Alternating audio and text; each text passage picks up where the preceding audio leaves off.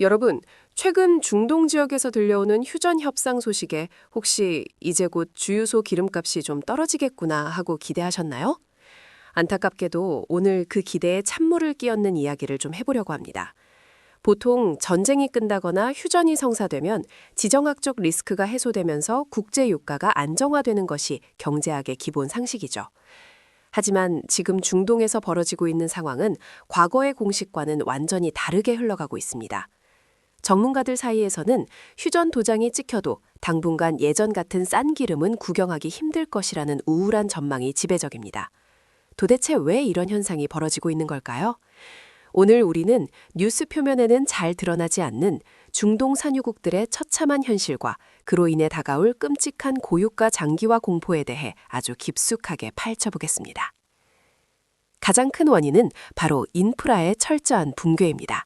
기름을 땅에서 퍼올린다고 바로 자동차에 넣을 수 있는 게 아니죠.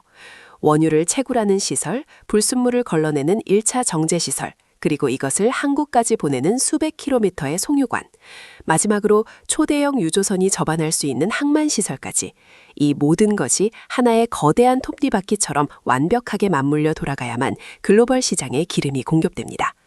그런데 길어지는 분쟁 속에서 이 톱니바퀴들이 말 그대로 산산조각이 났습니다. 무장단체의 드론 공격과 미사일 폭격으로 핵심 송유관이 끊어지고 정제시설은 잿더미가 되었습니다. 파괴는 순식간이지만 복구는 전혀 다른 차원의 문제입니다.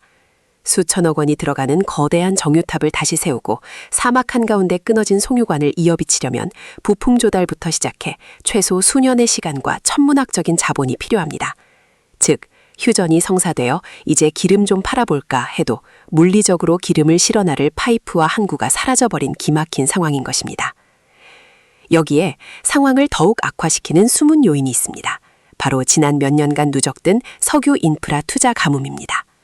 전 세계적으로 친환경 탄소 중립 트렌드가 강하게 불면서 글로벌 메이저 석유 기업들과 금융사들은 화석연료 기반의 인프라 투자를 대폭 줄여왔습니다. 기존 시설이 노후화되어도 개보수를 미루거나 최소한으로만 진행해왔죠. 이런 상황에서 중동의 핵심 시설들이 폭격으로 날아가 버리니 이를 대체하거나 긴급하게 수리할 수 있는 여력 자체가 전 세계적으로 턱없이 부족한 상태가 되어버렸습니다. 설상가상으로 홍해를 비롯한 주요 해상 운송로의 안전마저 위협받으면서 유조선들은 안전을 위해 아프리카 희망봉으로 수천 킬로미터를 우회하고 있습니다. 이는 운송시간의 지연은 물론이고 막대한 해상 운임 상승으로 직결됩니다. 땅 위의 파이프는 끊어졌고 바다 위의 뱃길은 막혔으며 이를 고칠 돈과 장비는 턱없이 부족한 트리플 악재가 겹친 셈입니다. 이러한 물리적 한계는 결국 글로벌 경제의 고유가 장기화라는 치명적인 청구서로 돌아오고 있습니다. 단순히 기름값이 오르는 것에서 끝나는 문제가 아닙니다. 유가가 오르면 당장 물류비가 폭등하고 플라스틱부터 옷, 비료에 이르기까지 석유 화학 제품을 기반으로 하는 우리 생활 물가 전반이 도미노처럼 치솟게 됩니다. 최근 각국 중앙은행들이 인플레이션을 잡기 위해 금리를 올리며 고군분투해 왔는데 에너지 가격이 구조적으로 떨어지지 않으면 물가 상승률은 다시 고개를 들 수밖에 없습니다. 이는 금리 인하 시점을 뒤로 늦추거나 최악의 경우 다시 금리를 올려야 하는 스태그플레이션의 공포를 불러옵니다. 결국 중동의 망가진 송유관 하나가 지구 반대편 우리들의 대출이자와 마트 장바구니 물가까지 옥죄는 거대한 나비 효과를 만들어내고 있는 것입니다. 정리해보겠습니다. 정치적인 서명으로 이루어진 휴전은 결코 경제적인 원상복구를 의미하지 않습니다. 땅에서 피가 먼다고 해서 끊어진 핏줄이 당장 이어져 피가 도는 것은 아니기 때문입니다.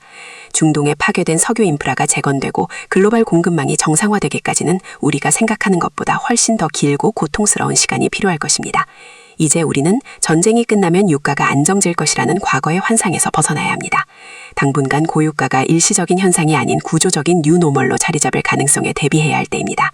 개인의 소비 지출부터 기업의 투자 전략, 그리고 국가의 에너지 정책까지 쉽게 끝나지 않을 이 고유가의 시대에 어떻게 살아남을 것인지 진지하게 고민해야 할 시점입니다.